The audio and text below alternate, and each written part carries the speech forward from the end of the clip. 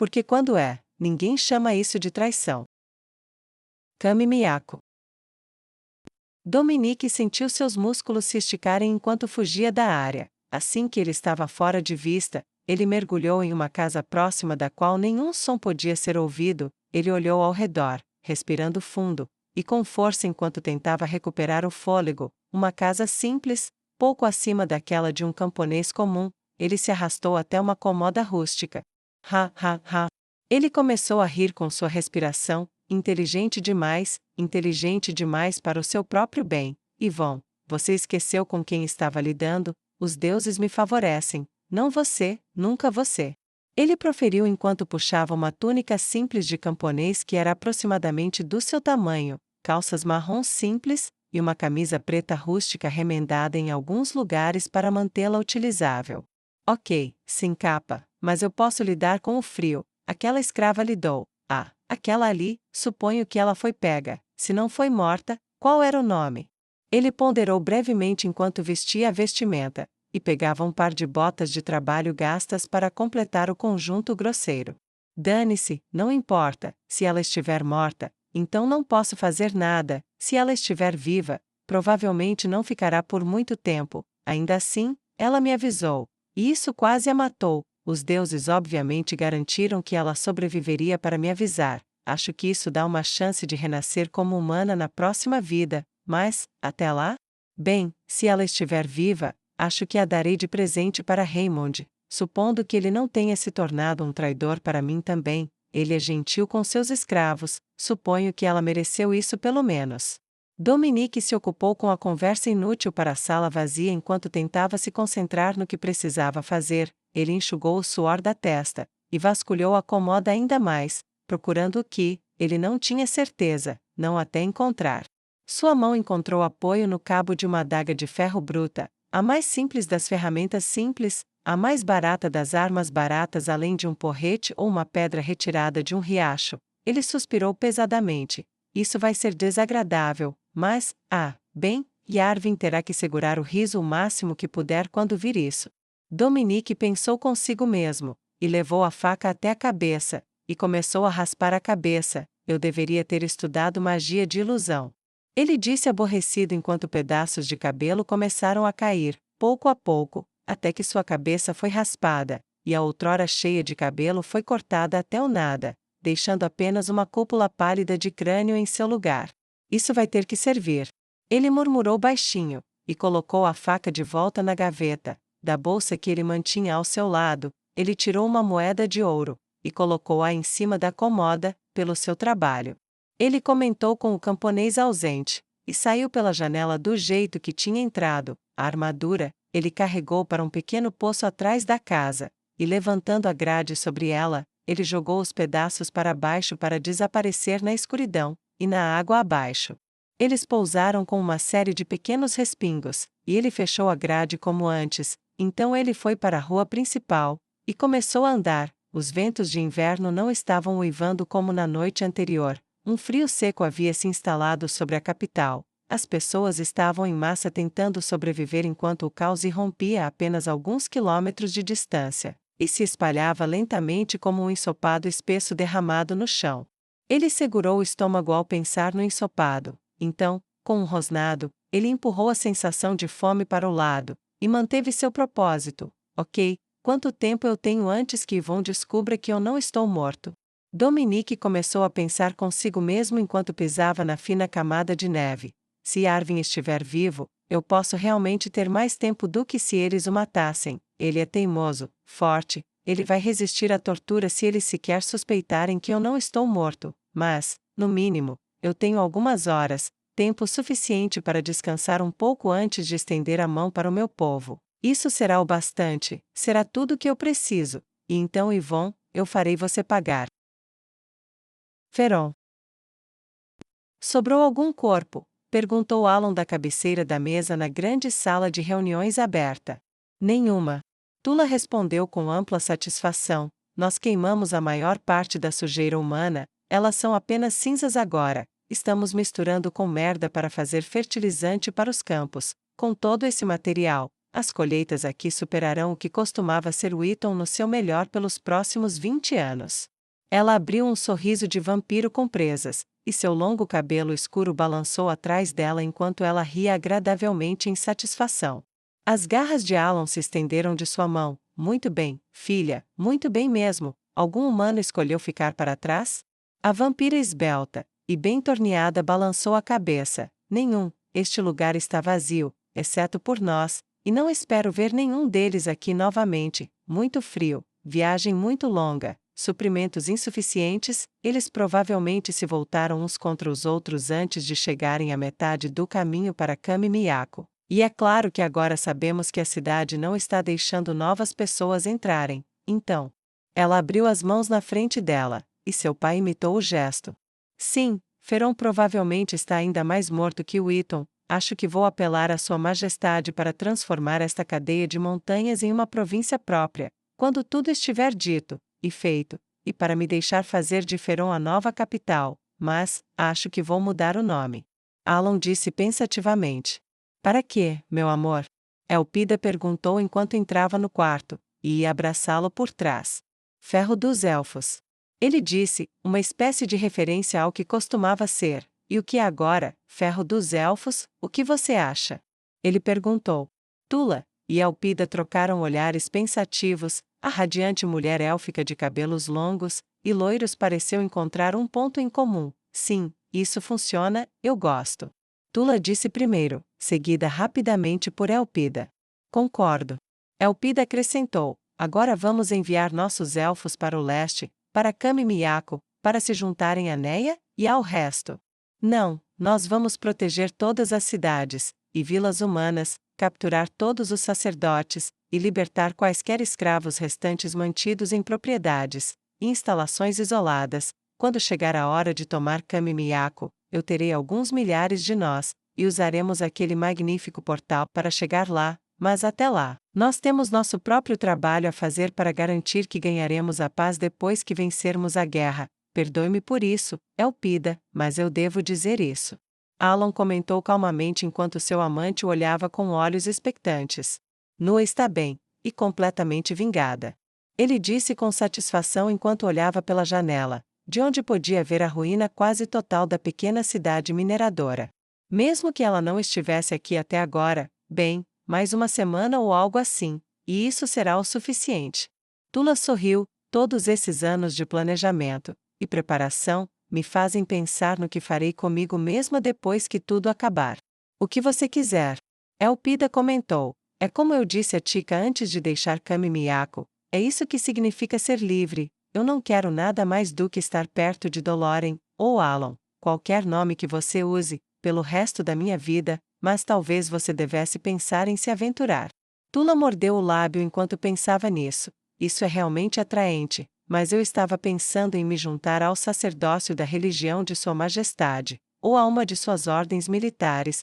Parece que eu poderia fazer mais bem dessa forma. Seja qual for a sua escolha, minha preciosa filha, ficarei orgulhoso de você, e será uma escolha sua, agora e para sempre.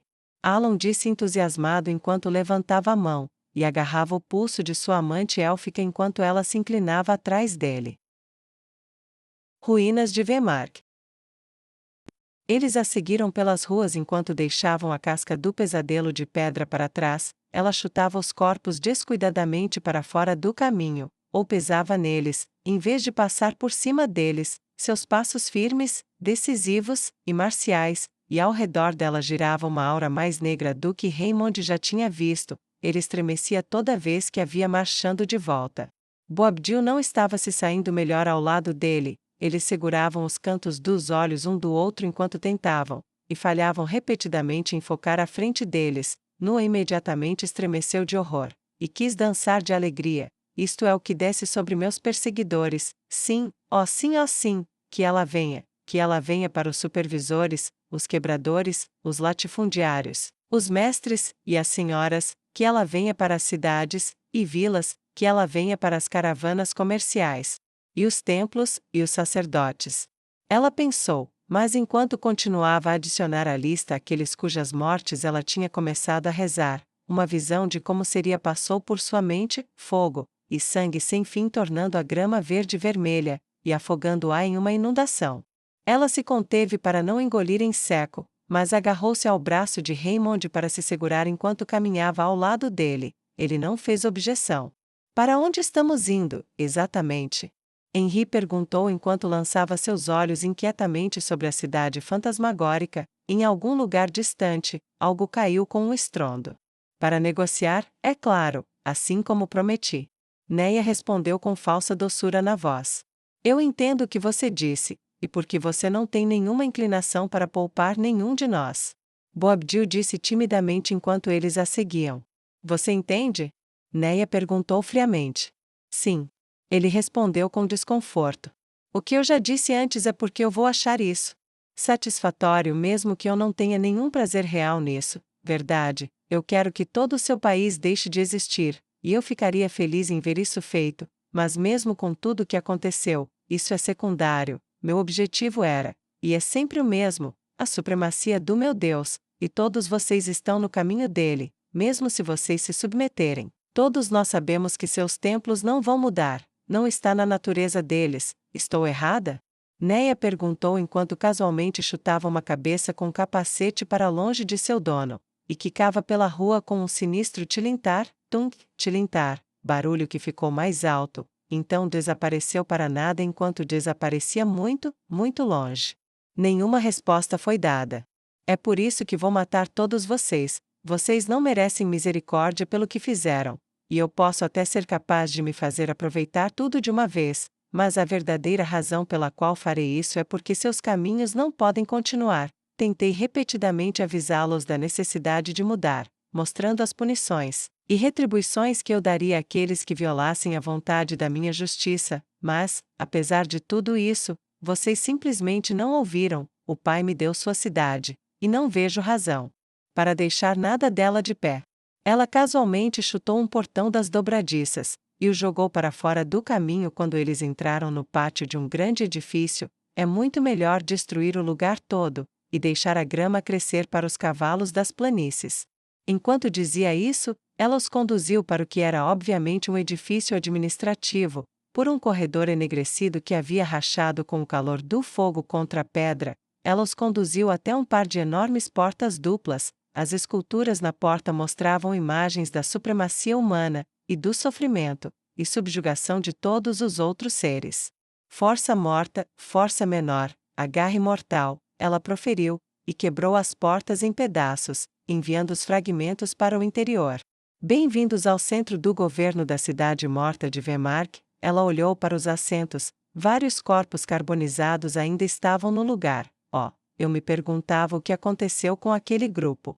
Neia disse com satisfação sombria, e um sorriso predatório. Apenas empurre os corpos deles para fora do caminho, e vá em frente, apresente seu caso, eu posso até mudar de ideia.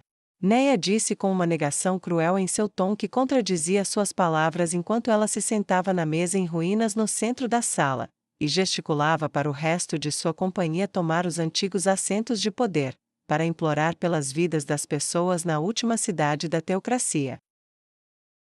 Kami Miyako, escritório de Yvonne.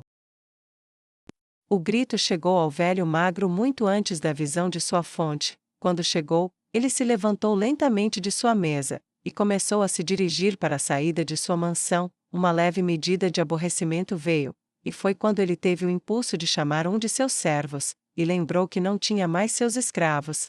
Bem, você não pode ter seu ensopado, e comê-lo também. Ele riu da piada, e cuidou de si mesmo, cuidando de um breve banho, e se vestindo sozinho em preparação para a chegada de seus subordinados recém-vitoriosos. Ele terminou bem a tempo para a procissão chegar até ele, o homem enorme a cavalo arrastando um cadáver atrás dele que claramente tinha sido despedaçado por ser arrastado pela estrada. Está feito. O gigante disse enquanto empurrava o elfo inconsciente para fora do lado de seu cavalo para cair em uma pilha inconsciente na neve com um baque audível. Aquele pertencia a Dominique. Nós o vimos, segurando uma espada, na janela superior, parado logo atrás do ombro do falecido cardeal. Achei que você gostaria de lidar com isso pessoalmente, já que é tarde demais para você matar Dominique sozinho. Ele disse enquanto descia do cavalo com um salto gracioso. E então se abaixou sobre um joelho, e virou seu olhar para baixo. Ivon levantou a mão sobre a cabeça do homem, e falou com uma voz rouca: Eu o abençoo em nome dos deuses por seu trabalho em seu nome divino, grande trabalho você fez, para colocar seu verdadeiro filho em seu devido lugar. Agora, traga-me o corpo dele, eu quero vê-lo pessoalmente, Dominique, isto é, eu não posso ficar realmente satisfeito até que eu tenha segurado a cabeça dele em minhas próprias mãos. Ivon comentou selvagemente, e com uma reverência deferente de sua cabeça, o gigante se endireitou, e foi até onde o cadáver estava esparramado na neve com suas mãos acima da cabeça, uma longa faixa sangrenta se estendendo de onde ele estava agora, de volta na direção de onde eles tinham vindo, e levando todo o caminho até a casa do próprio Ivon. O gigante cortou a corda com um corte limpo, e então, pegando a corda, ele a arrastou até onde Ivon estava, esfregando as mãos ansiosamente no frio. O som de arrastar diminuiu quando ele se moveu sobre a grama morta, e o pó grosso que se acumularam na frente da mansão de Ivon, mas nenhum dos sons atraiu qualquer reação. Atrás deles, o grito "Chega de Dominique! Chega de fome!" estava ficando mais alto.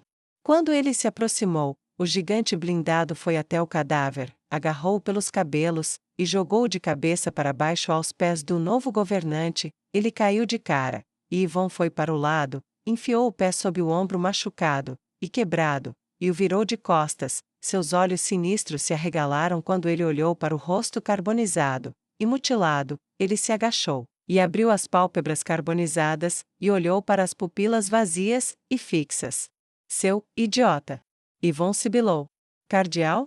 O Bemomoth perguntou com um choque repentino de medo quando a aura divina da ira de Ivon ganhou vida. O homem enorme deu um passo para trás com medo repentino, assim como aqueles atrás dele. Idiota! Idiota! Idiota! Ivon rosnou. Cardeal, o que houve? O gigante perguntou com urgência. Ivon colocou um pé no peito do cadáver. Empurrão divino, puxão divino, ele proferiu, e estendeu a mão para a cabeça novamente. Ele agarrou ambos os lados da cabeça, e puxou, com força, um momento de resistência, e a cabeça foi arrancada do pescoço com um som brutal e nauseante de rasgar. Parte da espinha pendia livre enquanto Ivon carregava a cabeça para o gigante. Ele manteve uma mão no cabelo da cabeça balançando, e então, segurando-a no nível dos olhos do enorme soldado, sua outra mão foi até o olho, e ele levantou a pálpebra com 2 dedos. Que cor é essa? Ivon perguntou com uma voz mortal e sinistra. Preto. O soldado respondeu com crescente pressentimento. E se Dominique não tiver olhos roxos? Ivon perguntou como se o homem fosse estúpido. Então esse não é o cardeal Dominique. O soldado respondeu com uma percepção doentia, mas isso não significa que ele não esteja morto, cardeal. Ele poderia ter morrido em outro lugar da mansão tentando escapar disfarçado. O soldado proferiu urgentemente enquanto tentava salvar a situação e diminuir seu batimento cardíaco cada vez mais rápido.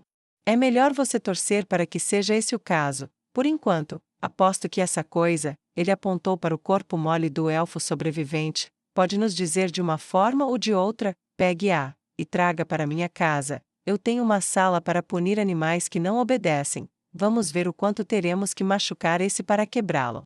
Senhor, o gigante gritou, e correu para pegar o elfo amassado e machucado sobre um ombro, e seguiu Ivon em direção à entrada de sua casa.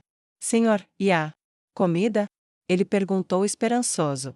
Ivon pensou por apenas um segundo. Mantenha os soldados guardando aqui por enquanto. Precisamos saber o que aconteceu com Dominique. Se ele estiver morto, iremos liderar as forças para fora para tomar os acampamentos. Se forasteiros infiéis entrarem no caminho, mate-os. Se não entrarem, ignore-os. Mas primeiro precisamos de informações. Sim, senhor, ele disse com urgência, e gritou ordens por cima do ombro enquanto corria atrás do cardeal, e entrava em sua mansão, fechando a porta atrás dos 3.